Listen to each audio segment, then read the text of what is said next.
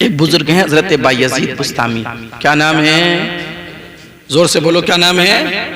हजरत बायजीद बुस्तामी।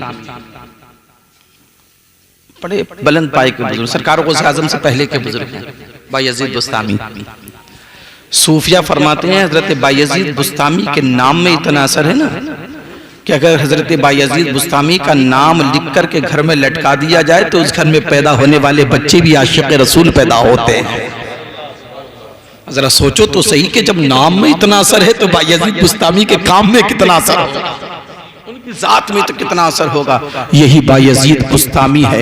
एक मर्तबा चंद मुरीदों के साथ कहीं तशरीफ लेकर जा रहे हैं, काफिला जा रहा है, मुरीद साथ में है, गुलाम साथ में है। हजरत बायजीद बुस्तामी जा रहे हैं, अचानक रास्ते में एक कुत्ता मिल गया। कुत्ता उसने ज़बान हाल से कुछ कहा। जब उसने ज़बान हाल से कुछ कहा ना तो बायजीद बुस्तामी की आंखों में आंसू आ गए। हजरत बायजीद बुस्तामी रोने लगे। अब जो साथ में मुरीद चल रहे थे ना, गुलाम चल रहे थे, उन्होंने जब देखा कि हजरत बायजीद बुस्तामी कुत्ते की बात सुनकर के रोने लगे हैं, मुरीद हैरान हो गए। हजरत बायजीद बुस्तामी सुनकर रोने लगे और वहीं बैठ गए। अब हाल मुरीद परेशान है कि मामला क्या हुआ है, आखिर इस कुत्ते ने ऐसी क्या बात कह दी है कि जिसको बायजीद बुस्तामी जैसे बुजुर्ग सुनकर के रोने लगे हैं। गुलाम आगे बढ़े, मुरीद आगे बढ़े, हाथ जोड़ करके अर्ज किया, हुजूर ये बताइए कि इस आखिर इस कुत्ते ने आपसे क्या कह दिया है जो उसकी बोली सुनकर के आप रोने लगे हैं, आपकी आंखों में आंसू आ गए हैं। आखिर बात क्या है कि जिसकी बात सुनकर के आप रोने लगे हैं?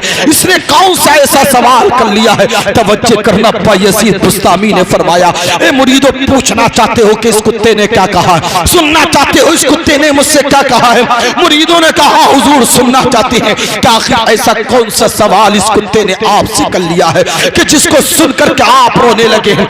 बायजीद बुस्तामी फरमाते, मुरीदो सुनो, इस कुत्ते ने मुझसे सवाल ये किया है, ए बायजीद बुस्तामी, जरा मेरे सवाल का जवाब दो, जरा मेरी बात का जवाब दो। बात क्या है, सवाल क्या है? कुत्ते ने कहा, बायजीद मेरा सवाल ये है, इसका जवाब दो कि आखिर कौन सी ऐसी तुमने नेकी की है कि जिस नेकी की बुनियाद पर अल्लाह ने तुम्हें इंसान बना दिया है, और मैंने कौन सा ऐसा गुनाह किया कि जिसकी बुनियाद पर अल्लाह ने मुझे कुत्ता बना दिया। बायजीद जरा बताओ तो सही, कौन सी तुमने ऐसी नेकी की थी कि जिसकी बुनियाद पर अल्लाह ने तुम्हें इंसान बना दिया, और मेरा कौन सा ऐसा गुनाह और जुर्म था कि जो मुझे अल्लाह ने कुत्ता बना दिया है? मुरीदों ने अर्ज किया, हुजूर जब कुत्ते ने यह सवाल किया तो फिर आपने जवाब किया, क्या दिया? जवाब क्या दिया? अल्लाह अकबर। बायजीद बुस्तामी फरमाते हैं, लोगों जवाब होता तो फिर रोता ही क्यों? जवाब होता तो रोता क्यों? सवाल उसने ऐसा कर दिया कि हैरान कर दिया, ताज्जुब में डाल दिया है। कुत्ता होकर सवाल इतना बड़ा कर दिया है, इतनी बड़ी बात पूछ ली है। क्या हुजूर बात क्या हुई? फिर सवाल उसने किया तो जवाब क्या हुआ? बायजीद फरमाते हैं, मैंने कोई जवाब नहीं दिया। तो फिर इस कुत्ते ने ज़बान हाल से कहा, बायजीद तुम तो जवाब नहीं दे पाओगे, तुम खामोश हो गए हो, लेकिन सवाल मैंने किया है तो इस बात का जवाब भी वही दे देता हूँ। मेरा जवाब सुनो। तो लोगों ने कहा, हुजूर उस कुत्ते ने जवाब क्या दिया? मुसलमानों, एक पेटवाई के जिंदा दिल मुसलमानों, जवाब सुन करके मोहब्बत से बोलिएगा, अपने होने का सबूत दीजिएगा। लोगों ने पूछा, बायजीद जवाब क्या दिया? बायजीद बुस्तामी फरमाते, लोगों इस कुत्ते ने जवाब ये दिया कि बायजीद न तुम्हारी कोई नेकी थी न मेरा कोई गुनाह था। ए बायजीद, अपने इंसान होने पर फख्र ना करना, अपने इंसान होने पर नाज ना करना, अपने इंसान होने पर घमंड ना करना, अपने इंसान होने पर तकब्बुर ना करना। ए बायजीद, ना तेरी कोई नेकी थी ना मेरा कोई गुनाह था, ये उस बनाने वाले की मर्जी है कि उसने तुझे इंसान बना दिया है, मुझे कुत्ता बना दिया है।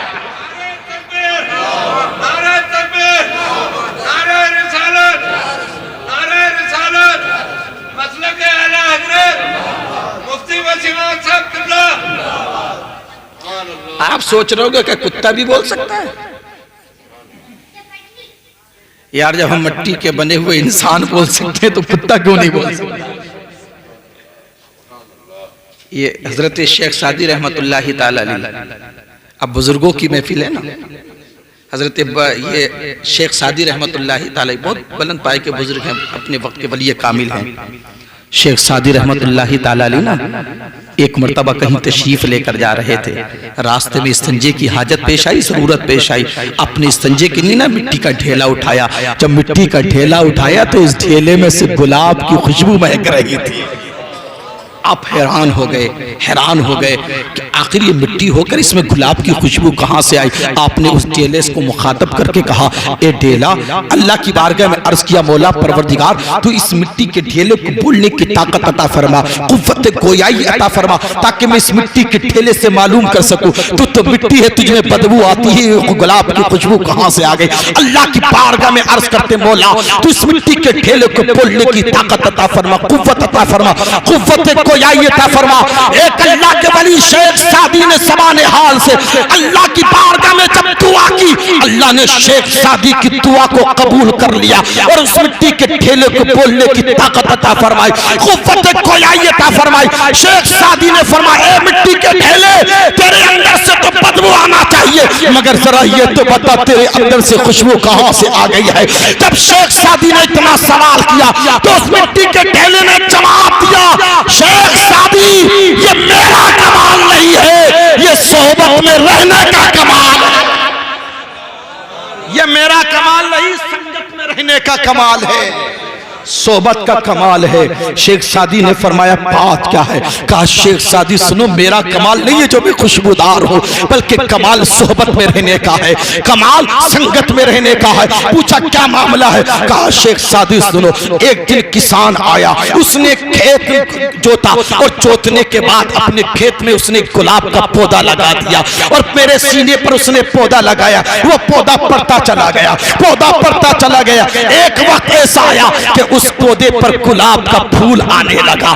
जब वो गुलाब का फूल खिल गया, ए शेख सादी, जब रात के वक्त में आसमान से शबनम टपकती थी, जब आसमान से ओस गिरती थी, तो ओस के टुकड़े, शबनम के कतरे उस गुलाब के फूल की पंखड़ियों से टकराते हुए मेरे सीने पर खुशबूदार होकर आया करते थे। शेख सादी, उन कतरों को मैं अपने सीने के अंदर जज्ब कर लिया करता था। वो ओस जब गुलाब के उस पे फूल पर पड़ा करती थी, उसकी पत्तियों से टकरा कर मेरे सीने पर आती थी, मैं उस कतरों को अपने सीने के अंदर जज्ब कर लिया करता था। ए शेख सादी, एक वक्त ऐसा आया, फिर किसान आया, उसने खेत जुतवा दिया, वो पेड़ कटवा दिया और जिस जगह पेड़ लगा हुआ था वो किसान ने जुतवा दिया। उसके ठेले हो गए और उन ठेलों में से एक ठेला मेरे में हूं, जो तुम्हारे हाथ में हूं। एक शेख सादी जो खुशबू आ रही है, ये मेरा कमाल नहीं है, बल्कि मुझे कुछ दिन गुलाब के पेड़ की संगत में रहने का मौका मिल गया है, उसकी वजह से मैं भी खुशबूदार हो गया। मैं भी, अब बताओ, जब एक मिट्टी का ढेला गुलाब के पेड़ की सोबत और संगत में रहने के बाद खुशबूदार बन सकता है, तो सरकार गौसे आजम से मोहब्बत करने वाला गुलाम जन्नत का हकदार क्यों नहीं बन सकता है? मामला तो संगत का है ना, सोहबत का है, संगत का है, सोहबत का है। जब एक मिट्टी का ढेला चंद दिन गुलाब की खुश संगत इख्तियार कर ले, सोहबत इख्तियार कर ले, तो अल्लाह उसको भी खुशबूदार बना देता है। तो जो जिंदगी भर मेरे गौस का गीत गाता रहे, तराना गाता रहे, उनका नगमा गुनगुनाता रहे, जो उनका चर्चा करता रहे, उनके नाम की महफिल सजाता रहे, उनके नाम का लंगर लुटाता रहे, बताओ तो जरा सही, अल्लाह उसको कैसे खुशबूदार नहीं करेगा? अल्लाह उसको कैसे नहीं महकाएगा? सरकार गौसे आज़म की संगत इख्तियार करो, गुलाम बन जाओ, अकीदा में रखो, इंशाअल्लाह अगर सच्चे गुलाम बन गए तुम्हारी जिंदगी भी खुशबूदार हो जाएगी, तुम्हारी जिंदगी भी महक जाएगी, तुम्हारी कब्र भी महक जाएगी, तुम्हारी कब्र भी महक जाएगी। गुलामी तो इख्तियार करो। और आप बैठे हो ना, जिस तरह वो मिट्टी का ढेला खुशबूदार बना, कहता मेरा कमाल नहीं है, ये गुलाब के पेड़ का कमाल है। तुम इस महफिल में बैठो, ये तुम्हारा कमाल नहीं, बगदाद वाले गौसे आजम का कमाल है ना? तो मुबीन भाई का एहसान मानिए कि उन्होंने महफिल सजाकर हमें कुरान और हदीस और बुजुर्गों की बातें सुनने का मौका दिया है ना। यह हमारा कमाल नहीं है, ये बगदाद वाले गौसे आजम का कमाल है। आप सोच रहे होगे कैसे? इसलिए कि मेरे गौस फरमाते हैं, लोगों मेरी मर्जी के बगैर मेरा कोई नाम नहीं ले सकता। बोलिए ना सुभान अल्लाह। मेरी मर्जी के बगैर कोई मेरा नाम, जोर से बोलो। तो उनकी मर्जी के बगैर कोई उनका लंगर खा सकता है? ये तो अपने मुकद्दर की बात है, नसीब की बात है। मेरे गौस का लंगर हर किसी के हिस्से में नहीं आता। मेरे गौस का लंगर हर किसी को नसीब नहीं होता। ये उसे मिलता है जो खुश नसीब होता है। बदनसीबों के तो सामने से चला जाता है, कम नसीबों के तो सामने से चला जाता है। वो महरूम रहते हैं। ये अगर महरूम रहते हैं ना, तो ये खुद महरूम नहीं रहते। मेरे गौस की मर्जी नहीं थी मेरे नाम का लंगर, है ना?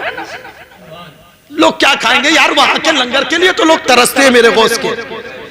बताओ, गौस के लंगर के लिए तरसते हैं। फरमाते लोगों मेरी मर्जी के बगैर कोई मेरा नाम, अब तवज्जो करना यार, जब मेरे गौस की मर्जी के बगैर कोई गौसे आजम का नाम नहीं ले सकता, तो क्या गौसे आजम की मर्जी के बगैर कोई उनकी महफिल सजा सकता है? बोलो। अच्छा बताओ, जब गौसे आजम की मर्जी के बगैर कोई गौसे आजम का नाम नहीं ले सकता, तो मदीने वाले मुस्तफ़ा की मर्जी के बगैर कोई उनका नाम ले सकता है? और फिर खुदा की मर्जी के बगैर? जोर से बोलो।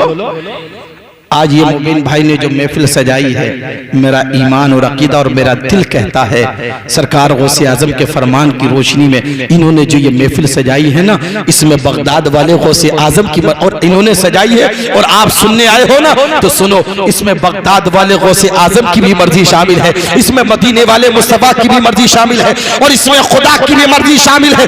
अगर मर्जी ना होती तो ना ये महफिल सजाते, ना हम यहाँ बैठे होते। और सिर्फ मर्जी नहीं, याद रखना, जिसमें बगदाद वाले गौसे आजम की मर्जी शामिल हो, मदीने वाले मुस्तफा की मर्जी शामिल हो, खुदा की मर्जी शामिल हो, यकीन करना इंशाअल्लाह वो महफिल कबूल ही होती है। वो महफिल, ये महफिल ऐसी नहीं सजाई गई है, इसमें मर्जी है। ये मर्जी के बगैर अगर सजा नहीं सकते तो तुम मर्जी के बगैर आ सकते हो और खा सकते हो? नहीं ना, ये सब मेरे गौस का करम है।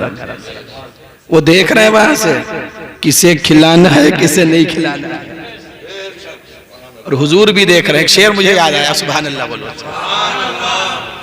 ये मुल्क में ये नूर सजाना हुजूर जानते हैं। जिसका अकीदा हो सिर्फ वही बोले, और जिसका अकीदा नहीं हो वो खामोश बैठा रहे। ना हमें उसकी जरूरत है, ना उसके बोलने की जरूरत है ना? आज जिसका अकीदा हो ना, मुस्तफ़ा देख रहे हैं, बस वो मोहब्बत से सुभान अल्लाह बोलते हैं। ये बज़्मे नूर सजाना हुजूर जानते हैं, ये बज़्मे नूर सजाना हुजूर जानते हैं। है कौन मेरा दीवाना हुजूर जानते हैं, है कौन मेरा दीवाना हुजूर जानते हैं। और सभी को हश्र में कौसर अता नहीं होगा, किसे किसे है पिलाना हुजूर जानते हैं। सभी को हश्र में कौसर अता नहीं होगा, किसे किसे है पिलाना और किसे किसे है खिलाना। समझ गए ना? ये गौसे आजम का करम है, सदका है, एहसान मानो बगदाद वाले गौसे आजम का। वो फरमाते लोगों मैं पूरी दुनिया को ऐसे देख रहा हूं कि जिस तरह अपने हाथ की हथेली को देखता हूं। और फरमाते लोगों मेरा ना चाहने वालों पर, अपने गुलामों पे मेरा हाथ ऐसे रहता है कि जैसे आसमान जमीन पर हर वक्त साया किए रहता है, साया किए रहता है। और फरमाते हैं अगर मेरा मुरीद कोई मशरिक में हो, मैं मगरिब में बैठा हूँ, अगर वो पश्चिम में हो ना, पूरब में हो और मैं पश्चिम में हूँ, फरमाते हैं अगर वो पूरब के आखिरी कोने पर बैठकर भी पुकारता है तो मैं उसकी पुकार को भी सुना करता हूँ, उसकी फरियाद को भी सुना करता हूँ। और वो अगर मदद के लिए पुकारता है तो मैं उसकी मदद के लिए भी पहुंचा करता हूँ। अपने नसीबे पर नाज करो। आज मुबीन भाई के घर में बैठकर तुम गौसे आजम का जिक्र सुन रहे हो, याद रखना बगदाद वाले गौसे आजम वहां से तुम्हारी अदा को भी देख रहे होंगे, तुम्हारे सुनने को भी देख रहे होंगे और तुम्हारे जज्बे को भी देख रहे होंगे। अल्लाह, जब मिट्टी का ढेला बोल सकता है तो कुत्ता नहीं बोल सकता? बोलो, बोल सकता है। यार आजकल कुत्ते भी बहुत हो गए, है ना? बहुत भौंकने वाले कुत्ते हो गए, बहुत हो गए भौंकने वाले कुत्ते भी। मगर याद रखिएगा, वलियों के साथ, सच्चों के साथ, अच्छों के साथ रहने वाला कुत्ता अलग होता है और गलत के साथ रहने वाला कुत्ता अलग होता है। अगर वलियों की संगत में रहने वाला कुत्ता भी हो ना, तो असहाबे कहफ का कुत्ता भी जन्नत का हकदार बना दिया जाता है ना? बात मुझे याद आ गई, अचानक बयान कर दें, सुनेंगे? मोहब्बत से बोलो सुभान अल्लाह, और जी लगाओ कर बोलो, है ना? आए दिन भोंकते रहते हैं बहुत सारे कुत्ते, कभी किसी पे भोंकते रहते हैं, किसी चीज पे भोंकते हैं, कभी किसी चीज पे भोंकते हैं। लेकिन आओ सुनो, ये असहाबे कहफ का जिनका कुरान में भी जिक्र है, अगर कुत्ता भी हो ना तो असहाबे कहफ जैसा। अल्लाह अकबर। ये असहाबे कहफ का कुत्ता जिसका कुरान में जिक्र आया ना, असहाबे कहफ अल्लाह के वलियों की एक जमात है। वो उस वक्त बादशाह से तंग आकर ना परेशान, वो जुल्म करता था, तंग करता था कि अपने शहर से उन्हें छोड़ने पर मजबूर करता था, मेरा शहर छोड़कर भाग जाए। वो हक का पैगाम देते थे, सच का पैगाम देते थे, ये से बर्दाश्त नहीं होता था, हजम ही नहीं होता था। ये जुल्म करता, ज्यादती करता। ये अल्लाह के वली उस वक्त के बादशाह से तंग आकर के खामोशी के साथ रात के वक्त में ना इन्होंने शहर छोड़ दिया। जब ये शहर छोड़ रहे थे ना, तो ये कुत्ता भी पीछे पीछे चल रहा था। वफादार कुत्ता था ना, मोहब्बत करने वाला कुत्ता था। ये कुत्ता उस जमात के, अल्लाह के वलियों की जमात के साथ पीछे पीछे चला। जब पीछे पीछे चला ना, तो इमाम कुर्तुबी अलैहि रहमा तफसीर कुर्तुबी में फरमाते हैं कि ये जब अल्लाह के वलियों की जमात के साथ ये कुत्ता चला, क्योंकि कुत्ते की फितरत है इंसान को देखकर भौंकना। अब इन अल्लाह के वलियों ने सोचा, अगर ये कुत्ता हमारे साथ रहेगा ना, हम खुफिया तरीके से जा रहे हैं, छुप कर जा रहे हैं, ये हमारे साथ रहेगा, तो कुत्ते की फितरत है इंसान को देखकर भौंकना। अगर ये भौंकेगा तो इसके भौंकने से हमारे पता चल जाएगा, हमारे मस्कन का पता चल जाएगा, हमारे ठिकाने का पता चल जाएगा, हमारे रहने का पता चल जाएगा। इमाम कुर्तुबी फरमाते हैं, वो असहाबे कहफ की जमात ने एक पत्थर उठा करके उस कुत्ते को मारा। क्या किया? कुत्ते को मारा ताकि ये कुत्ता हमारे पीछे से वापस चला जाए। इमाम कुर्तुबी फरमाते, जैसी इस अल्लाह के वलियों की जमात ने इस कुत्ते को भगाने के लिए न ठेला मारा, ये ठेला मिट्टी का ठेला या पत्थर मारा ना, तो इस कुत्ते ने ज़बान हाल से अल्लाह की बारगाह में अपने आगे वाले दोनों पैरों को उठा करके अर्ज किया, बोला तू मुझे बोलने की ताकत तो कुव्वत अता फरमा, ताकि मैं तेरे इन वलियों से पूछ सकूं कि मुझे मार क्यों रहे हैं, मुझे ठेले क्यों मार रहे हैं, मुझे पत्थर क्यों मार रहे हैं। इमाम कुर्तुबी फरमाते, अल्लाह ने उस कुत्ते को बोलने की ताकत अता फरमाई। जब उसको कुव्वत गोयाई अता फरमाई, उसने पूछा, अल्लाह के वलियों तुम मुझे पत्थर क्यों मार रहे हो, ठेले क्यों मार रहे हो, मुझे भगा क्यों रहे हो? असहाबे कहफ की जमात ने कहा, ए कुत्ते तेरी फितरत है भौंकना, तू इंसान देखकर भौंकता है, अगर तू हमारे साथ रहेगा तू भौंकेगा तो तेरे भौंकने से हमारे रहने का पता चल जाएगा।